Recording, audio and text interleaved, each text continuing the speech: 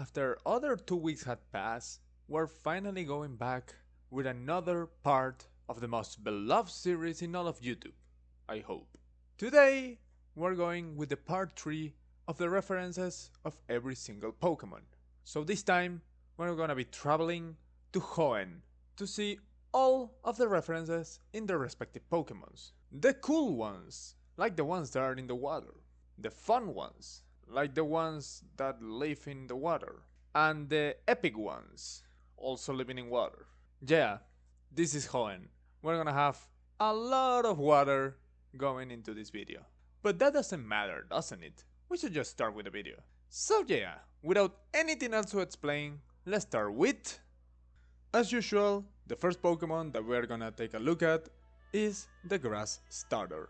Why? Because it's always the first in the Pokédex. So this time, we're going with probably the coolest of them all in Sceptile. And Sceptile and its evolutionary line is a great way to start, because its reference is a clear one. It is inspired by a specific type of reptile called the gecko, a really small and really cute being. Oh, look at it, so cute! While also having another reference, this time in its tail, which is inspired by palm trees. Yeah, from a cute gecko to a palm tree. The next one is the first wave of fire fighting starters, but this one is not as bad, the OG Blaziken. And this is another really straightforward reference, because the entirety of its evolutionary line is based in chickens and roosters. More specifically, the roosters called gamecocks, which are the ones used for... Can I say this on video? Whatever. Which are the ones that are used for cockfighting, which are the typical fights of roosters, which are done in a ring called a cockpit. And to finish the starter trio of this generation, we had to go for the Swampert evolutionary line, which are Marshtomp, Swampert, and Mudkip. Why I said it completely wrong, I don't know. But I'm excited because this is the first time that a water starter actually has some decent inspirations. This time, there's two of them, actually. First one being of an animal called the Atlantic Mudskipper. Yeah, I think that's not that inspired as I was expecting for Mudkip, but whatever. And the other one, being one of the favorite animals of every single person, it's inspired by the Axolot, also known as Ajolote. Slowing down a little bit, we go with Mightyena, which this time is inspired by the striped hyena, also known as the Hyena. At least if we're getting fun with the name, you know. Then we have Linoone, which is inspired by the Japanese badger.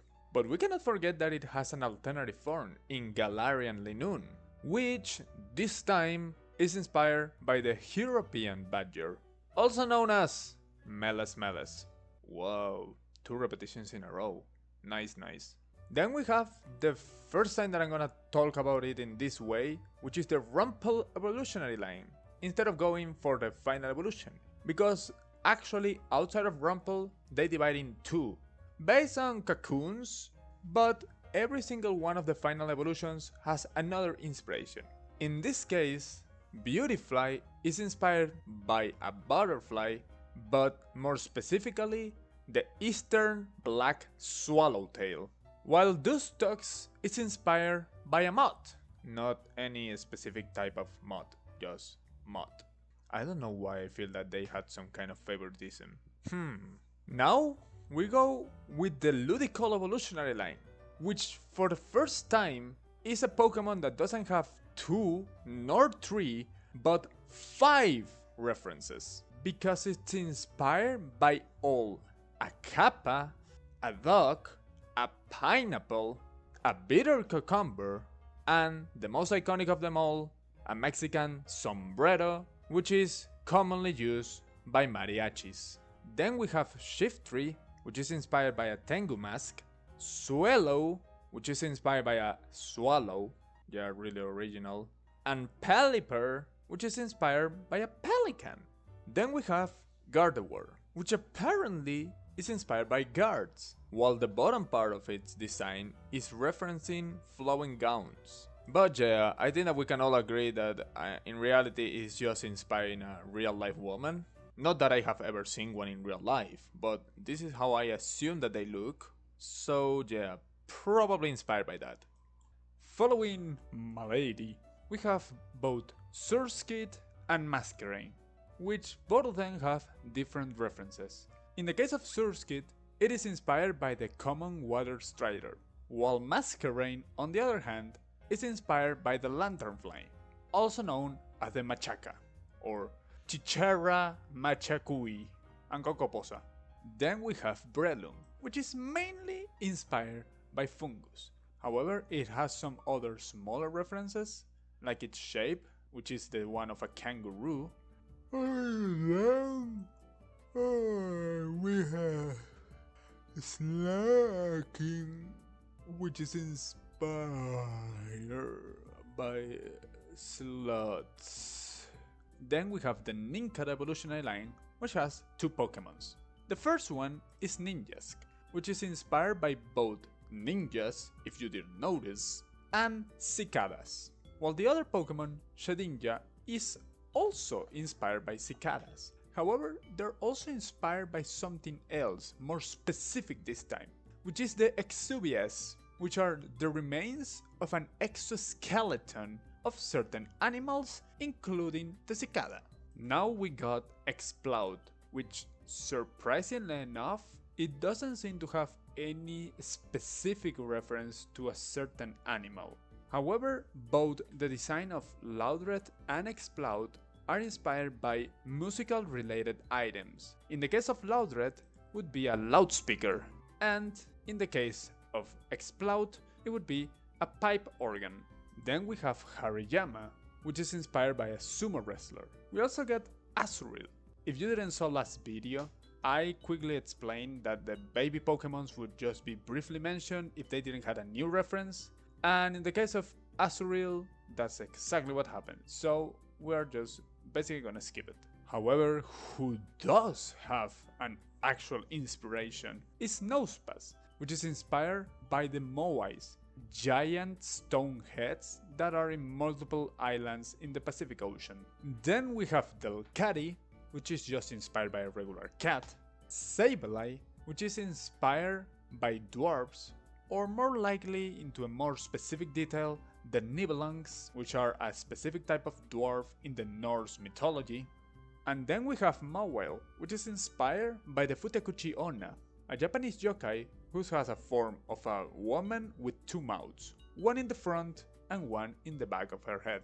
Stopping with the creepy stuff and going for something much cooler, we have Aggron, which is inspired by both a Triceratops and the Bulgasari, which is a kaiju, but actually a kaiju from Korea.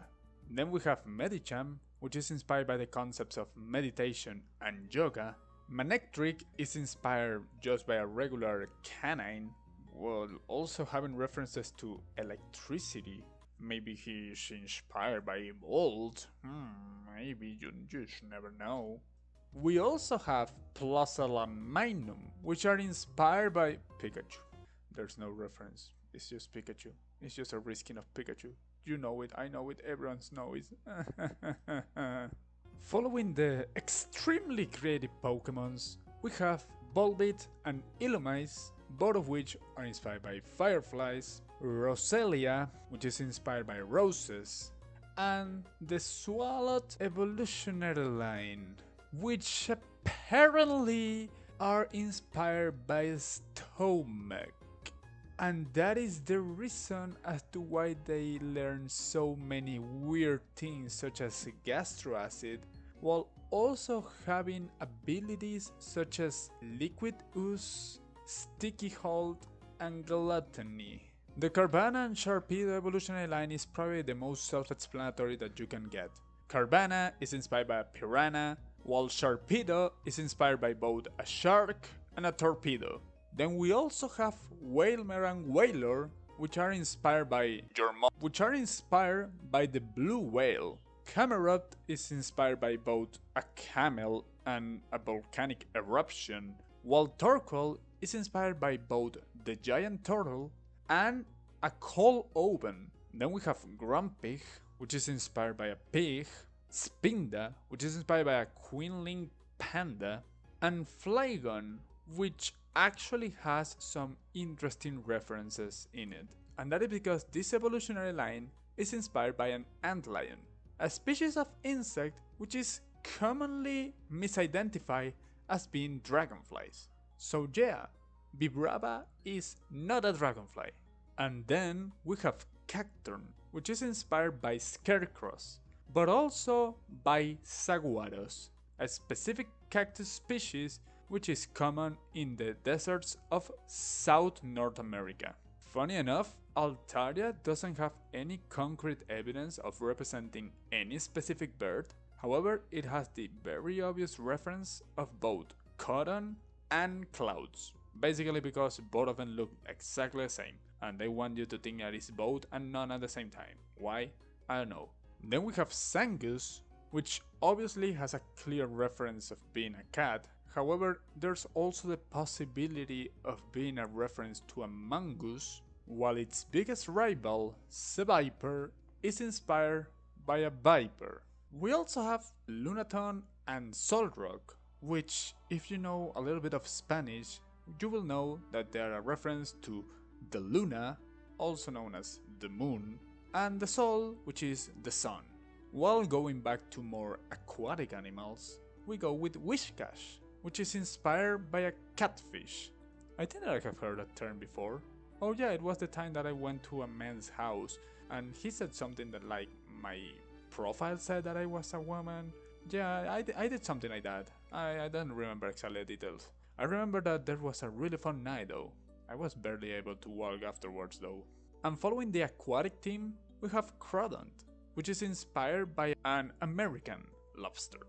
Going for a more unique reference, we have Claydol, which is inspired by a Dogu, which is a Japanese figurine which was made in the Jomon period, which is the oldest known period of time in Japanese history.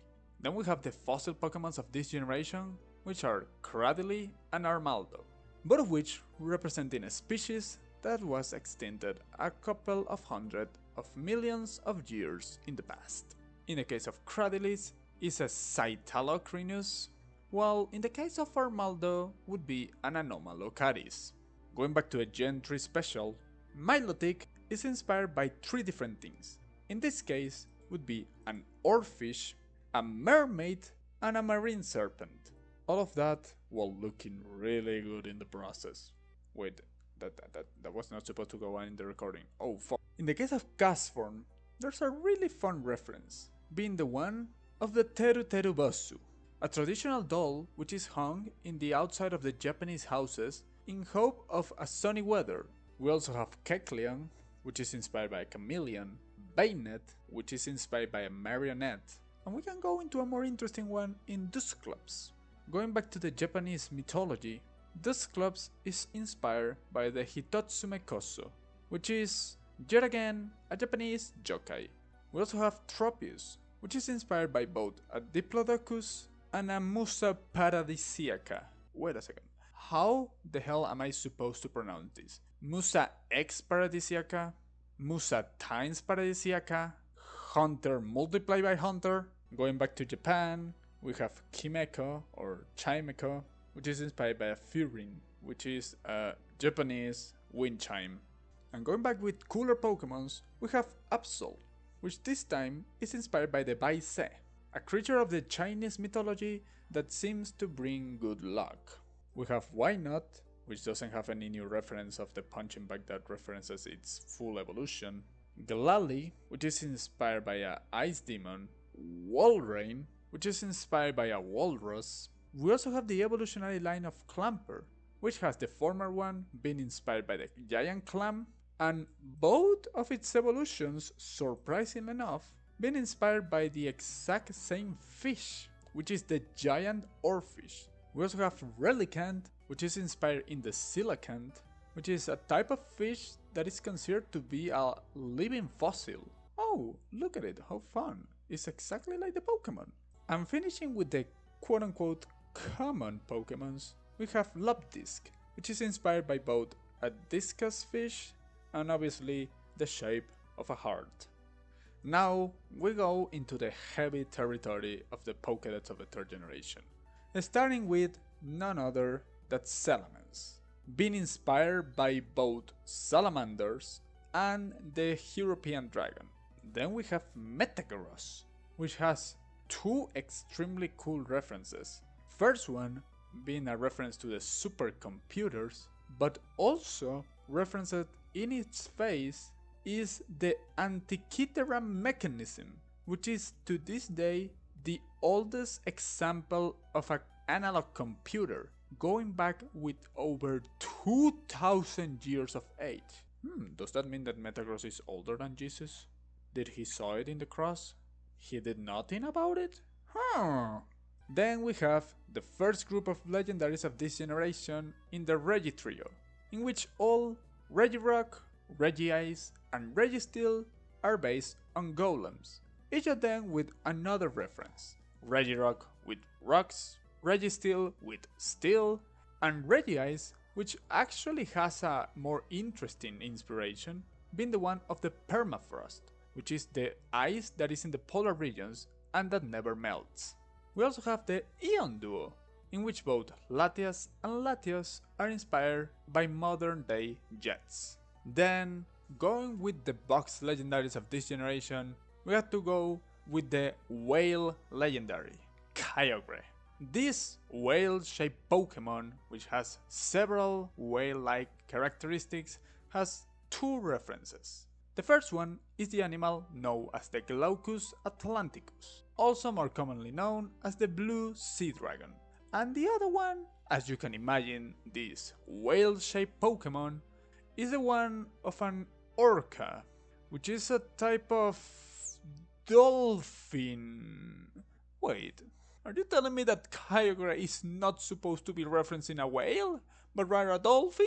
Oh, I have been like my whole life. This is literally 1984. And now, going for a less traumatic experience, we have Groudon, which apparently doesn't have any specific reference. Wait, are you telling me that we went almost 2 full generations without having any one of these issues of no references, and the one that has the issue is one of the legendaries?